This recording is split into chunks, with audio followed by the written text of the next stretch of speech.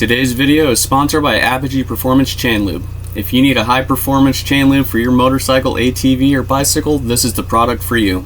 It's biodegradable, lasts longer than any other chain lube on the market, and also comes in pine or orange scent. Available at apogeeperformancewheels.com.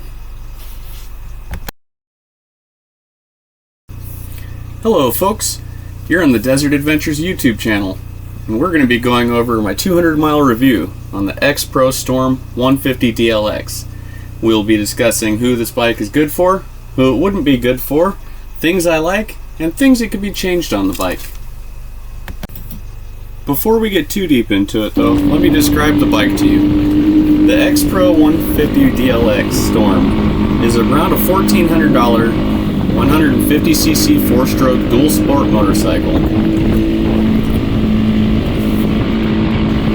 The bike is available from multiple online retailers including Amazon.com as well as many others, and takes on average of a week to 2 weeks to arrive to your doorstep after you've ordered it.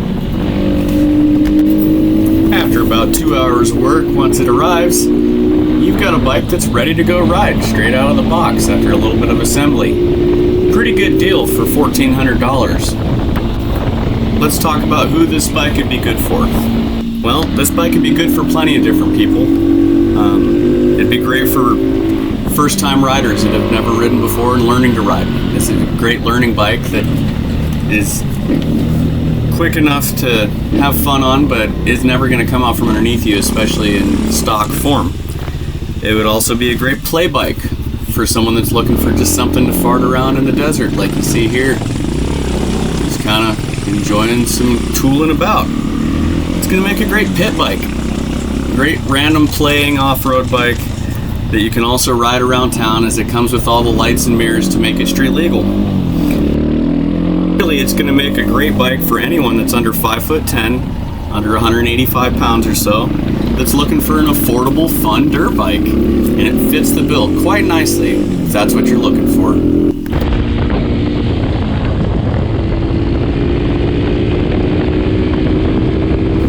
It does top out right at 55 miles an hour and gets about 70 miles to the gallon if you're holding her at high speed like this.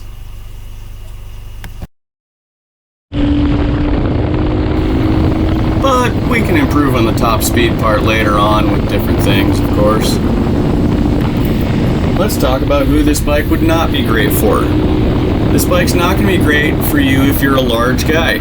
If you're a bigger rider, over 185 or over 5'10" tall, I would definitely recommend getting a bigger bike. If you want to get a lower price bike such as an Xpro like this, they also have a Storm 250 DLX available that I believe is under $2,000, brand new, ordered to your house. This bike is also not going to be great for a pro motocross racer that's expecting pro motocross performance, but any of those racers know this isn't the bike for them to go race on. It's a play bike. So let's talk about the things I really like about this little play bike, because there's a bunch of them. First off, the price. You really can't beat the price. $1,400 for a new bike is just simply amazing, especially something that you can go register for being street legal. That's awesome. Second thing I truly love about this bike is the size. I'm 5'8" and I weigh 150 pounds. And it seems to fit me perfect for being able to go ride some technical terrain if I wanted to, or go out and just play around. I can reach the ground almost flat-footed, and I've got a 32-inch inseat. Listen to that motor, all that muscle. All jokes aside, the motor is another thing that I actually really do like about this bike. It's an oil-cooled 4-stroke with electric start. It's really kind of hard to beat, just the reliability of a horizontal cylinder, oil-cooled Honda clone motor. These Zongshens are good at little engines that are easy to maintain and they're easy to adjust the valves on. You don't need shims or special tools besides some feeler gauges. One of the other many pluses is the fact it comes with all the lights ready to be street legal. I know it was mentioned before, but the lights that are on the bike are actually decent. You got a high beam, a low beam, it's already LED, and some nice LED turn signals as well that work quite well. It also only costs an extra $59 for the Storm DLX.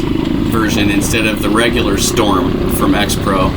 And the DLX is what includes the lights to make it street legal, and the horn as well. Last but certainly not least is the brakes. I like the brakes a lot. Zero complaints. They work well. They don't squeak or make any weird noises. I didn't have to bleed them when I got the bike to make sure they were working well. They outperform stock TTR 125L brakes, and I'm sure they do better than the XR 150L as well.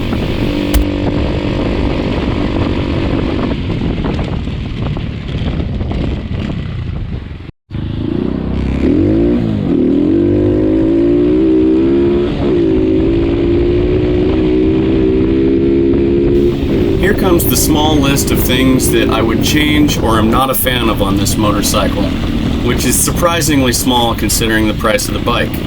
However, the first thing I'll mention is something I said in my first video, which was the rear brake pedal being way too close to the peg. It also sticks too far out, so my large feet tend to accidentally hit the rear brake even when I'm standing on the ball of my foot.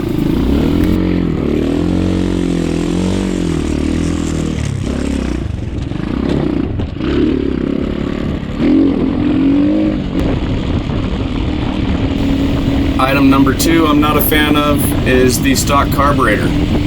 The stock carburetor on this bike is not adjustable in really any way, shape, or form besides the idle speed. And I know that's the EPA's fault, it is not the manufacturer's fault. However, it'll be well worth your time getting another carburetor, which we will be doing in our next video and showing how to and how much it helped.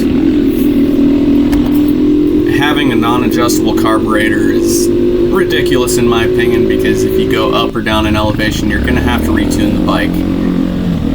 And if your carb can't retune, then your motor's never going to be running right, no matter where it's at.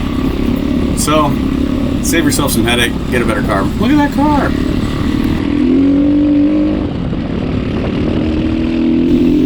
My last 2 complaints on this bike are fairly small, as they're extremely cheap to fix as well. First is the front tire.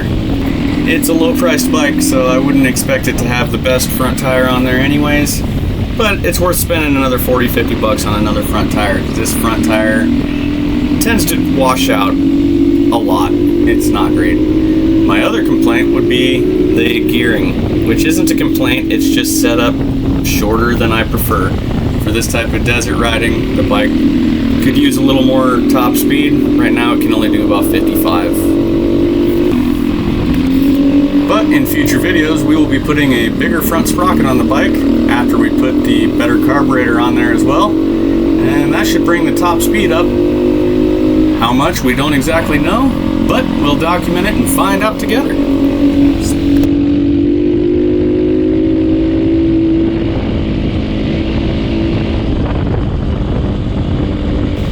The final question is, would I recommend this bike or other Xpro motorcycles to others, judged on this experience? And the answer is yes, I would recommend it.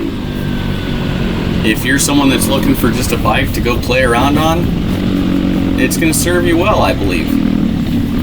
We're going to find out together in future videos how well it does exactly. But yes, I would recommend this bike for others. I'll shut my mouth so you can enjoy some footage of the bike and some good scenery. Thanks for watching. See you next time. And don't forget to like, subscribe, and leave a comment below if you have any suggestions.